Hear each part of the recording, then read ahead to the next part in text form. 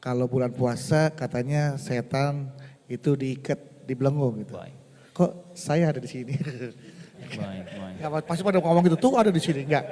Maksudnya kenapa ketika kita sedang menjalankan ibadah puasa, ada saja hal-hal yang membuat kita tuh jadi malas untuk Mungkin bukan beribadah. kita, Anda kali ya. Iya, setidaknya. maksud saya dan saya Pak Ustadz. Baik.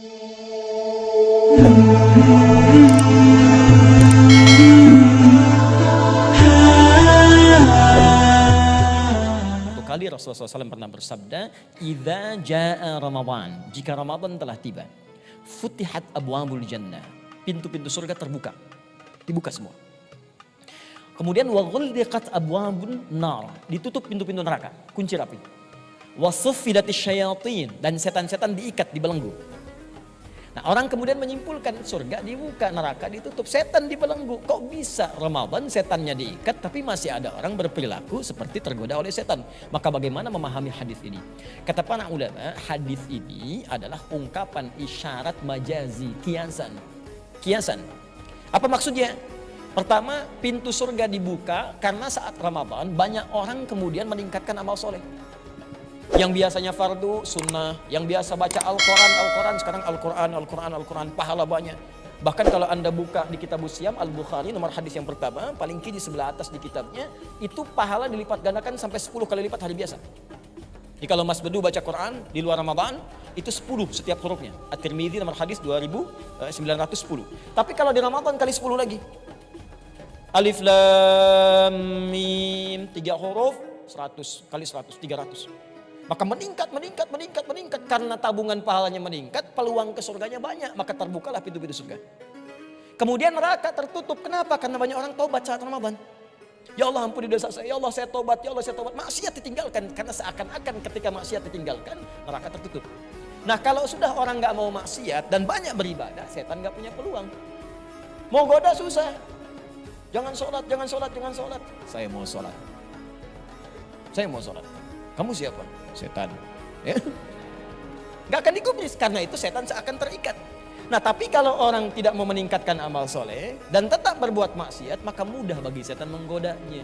Jadi setan terikat itu bukan dalam pengertian setannya diikat hakiki kata para ulama hadis, tapi karena orang banyak berbuat amal soleh dan tobat dari maksiat, maka setan tidak punya peluang menggodanya, seakan terikat. Kalau tidak mengerjakan amal soleh, sholat tidak mau, puasa tidak mau, makan masih dilakukan, ini berpeluang setan tetap bisa menggodanya. Maka itulah setan yang tetap datang di bulan Ramadan. Allah Ta'ala ada. Paham insya Allah? Ada yang lain? Baik, silakan. Assalamualaikum Pak Ustadz. Waalaikumsalam. Sebagai anak gaul Jakarta Pak Ustadz, saya tuh punya masalah Pak. Biasanya kan Pak Ustadz, saya kalau misalkan di bulan Ramadan kayak gini, saya suka ngabuburit nih ke mall, jalan-jalan menghabiskan waktu sama teman-teman. Begitu maghrib kan buka puasa ya Pak Ustadz ya. Terus kan kalau di mall males ya, ngantrinya panjang sholatnya. Jadi ya udah ntar aja. Terus pas nyampe pulang ke rumah, mau taraweh, mau isya, ngantuk ketiduran abis makan banyak. Nah, kira-kira kalau misalkan puasa seperti itu tapi sholatnya bolong-bolong, itu seperti apa sih Pak Ustadz? Baik, kita definisikan dulu. Kalau ada orang yang dalam puasanya ingin menghabiskan waktu misalnya dengan dunia, maka dilihat apakah dunia itu, mohon maaf, langsung terkait dengan perbuatan maksiat atau tidak. Kalau sekedar misalnya melalaikan, menghabiskan waktu tapi ibadah nggak ada, berbuat dosa nggak ada, maksiat nggak ada, maka dihukumi makruh karena tidak memperbanyak nilai ibadah saat puasa. Ya, makruh, tidak disukai makruh itu. Dosa sih enggak, cuman Allah nggak suka. Ya, dosa sih enggak, cuman kalau Allahnya nggak suka, kan kitanya nggak enak. Ya, Anda datang ke tempat saya, dosa sih enggak, cuman sayanya nggak suka. Diterima nggak sama saya? Tidak, gitu kan?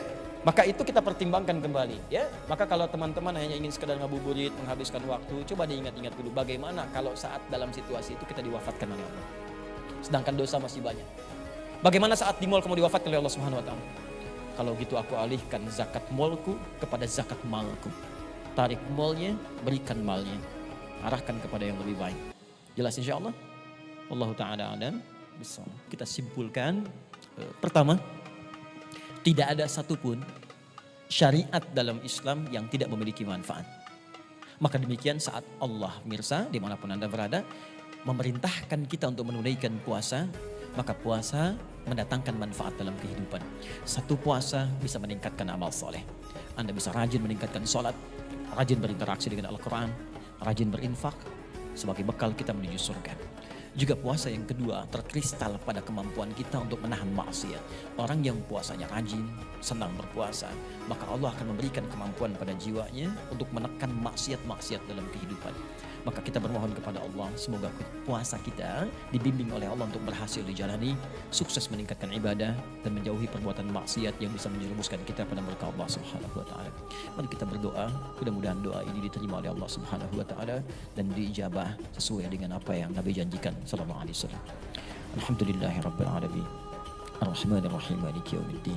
Iyyaka na'budu wa iyyaka nasta'in. Shiratal mustaqim. Siratal ladzina an'amta 'alaihim ghairil maghdubi 'alaihim waladdallin. Allahumma ja'alna minas sha'imin an-najihin. Duhai Allah, kami bermohon kepadamu, jadikan kami termasuk orang-orang yang berpuasa dan sukses dalam menjalani puasa yang dimaksudkan. Allahumma ja'alna ya Allah liman yuhibbu al-a'mal as-salihah. Ya Allah, jadikan kami termasuk orang-orang yang mencintai untuk berbuat perbuatan-perbuatan saleh, amal-amal mulia. Ij'alna minal musallin. Ya Allah, jadikan kami termasuk orang-orang yang gemar salat. Allahumma ja'alna minal munfiqin, jadikan kami termasuk orang-orang yang gemar berinfak. Allahumma ja'alna ya Allah mimman ijtanaba 'anil kaba'ir wal ma'asi kabiraha wa saghiraha. Ya Allah, jadikan kami termasuk orang-orang yang mampu menjauhi perbuatan maksiat kecil ataupun besar yang tidak Engkau ridai. Allahumma adkhilna jannataka ma'al abrar. Ya Allah, masukkan kami ke dalam surgamu bersama orang-orang yang Engkau nilai mereka sebagai yang terbaik dalam kehidupan. Saya pernah puasa meskipun masih minum saat azan subuh. Namun saat itu waktu di jam handphone saya subuh masih kurang 1 menit.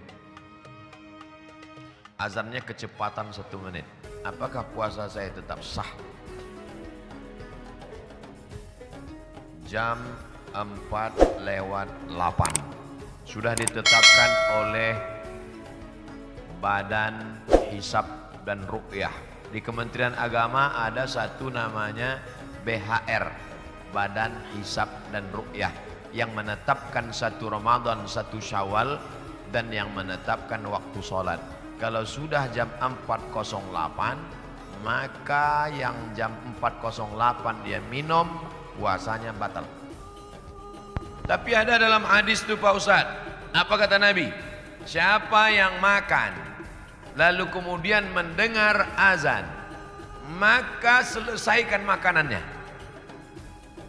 Makan dia, falyamdi, selesaikan makanannya. Itu dibaca syarah penjelasannya.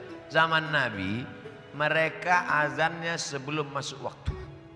Jadi kalau masuk waktunya jam 4:08, dia azan jam 4:06. Maka ketika dia azan, Allahu Akbar, Allahu Akbar, belum masuk waktu. Dan ketika nanti di ujung-ujung, as-salatu khairum minan naum, baru masuk 4:08. Maka saat Allahu Akbar di awal itu belum masuk waktu. Begitu kata penjelasan ulama. Tapi rata-rata muazin kita azan itu tepat masuk waktu. Ini kasusnya beda. Kata beliau, waktu itu di handphone saya belum masuk. Sedangkan yang masjid sudah azan. Kalau begitu gimana caranya? Kita seragamkanlah handphone kita dan jam kita mengikut jam itu sekarang. Termasuk jam saya sendiri. Ternyata sekarang jam 5:59. Jam saya sudah jam 6:01. Waktu sholat berbeda tapi jam insya Allah sama. Berarti jam. Saya tidak mau hanya berceramah saja. Jam saya pun juga. Jam Bapak berarti sudah betul semua. Jam 5:59. Supaya jangan sampai nanti saya makan waktu azan. 5:59. Jam handphone pun gitu juga.